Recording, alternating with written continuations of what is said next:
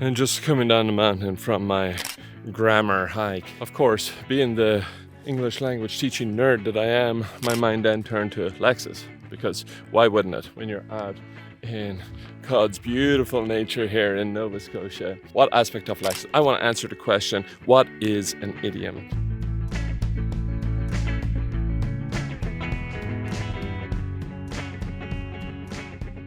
I had a pretty decent idea what a noun was, or a verb, or an adjective. Sometimes I would mix up adjectives and adverbs, if I'm honest, when I was starting out. What is an idiom? Well, I'm going to... Oh, a little squirrel just running right in front of me here. Maybe he wants to know what an idiom is too. I'm going to use my knowledge of Portuguese, in particular Brazilian Portuguese. So apologies in advance, first of all, to all my Portuguese from Portugal viewers, and indeed all of the poor Brazilians who are going to have to put up with my terrible pronunciation. And for the rest of you, well, I'll leave that up to your judgment. I want to start off with a piece of Lexis, which is, in English, I'm just going to look at the word let. In English, then, we could see that as a verb, but then we employ it as, we can do a direct translation into Portuguese. For example, if I want to say, let me go, I would probably use, for the verb there, let, I would probably use deixar. Okay, now maybe somebody might say, maybe not, but if I want to say, let's go, I would say, vamos. So deixar and vamos, they're completely different words already in Portuguese, whereas in English, it's just one word. So where we just have one word for let go and let's go, there are already two different words in Portuguese. And then recently I was having a conversation with a friend of mine here in Nova Scotia, and we were talking about the idea of letting go of a relationship, or letting go of something that was holding you back in your life, for example. In Portuguese, the way to say that is abrir mão. Yeah, you could say that this is in some ways a direct translation. Abrir mão means open your hand. We can understand in English, okay, yeah, that's the same idea. Let go, like you're letting go of something you're holding on to that you need to let go of in your life. So abrir mão, yeah, that checks out. Wait a sec. Are you lost in a CELTA maze? Fear not. Head on over to my website and let's have a 45-minute consultation, and let's tackle this CELTA thing. One lesson plan,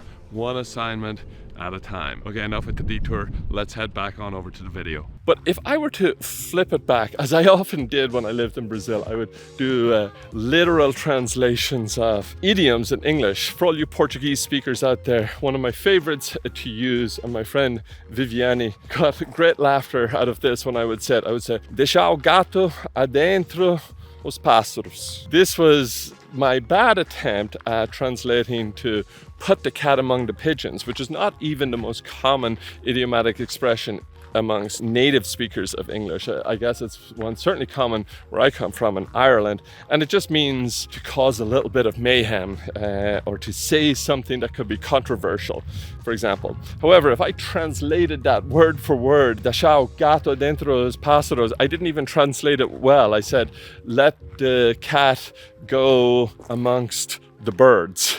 I wasn't even sure what the word for pigeons was, so I even translated it badly. When you do these direct word-for-word translations, they often don't line up. The same if I did a direct translation of let go, like let go of something in my life, as opposed to saying open my hand, abrir mão, I might have said something like deixar ir, which kind of means leave it to go. And a Portuguese speaker might understand what you're trying to say is a very literal translation, and it doesn't convey the meaning of abrir mão. Then that just got me to thinking when I was out here coming down the side of the mountain that I've often heard this phrase said to me that every language carries its own wisdom. And I really love that. And that actually was a phrase that motivated me to learn other languages. I love learning these little idiomatic expressions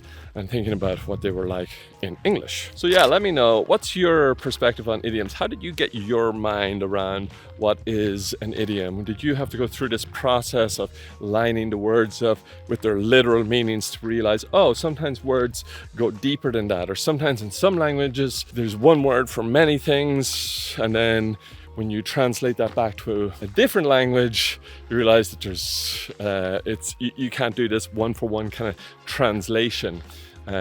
Speaking a language is not translating a language. My conclusion on everything. So what is your conclusion when it comes to teaching idioms? Do you teach idioms? How do you convey meaning when you're teaching idioms? Okay, that's it for me. I'm going to get back to my hike here, and we'll see what other nuggets of linguistic inspiration pass through my mind as I'm out here in the beautiful Canadian wilderness. Thank you so much for watching. All that's left for me to say is bye for now, and I'll see you in the next one.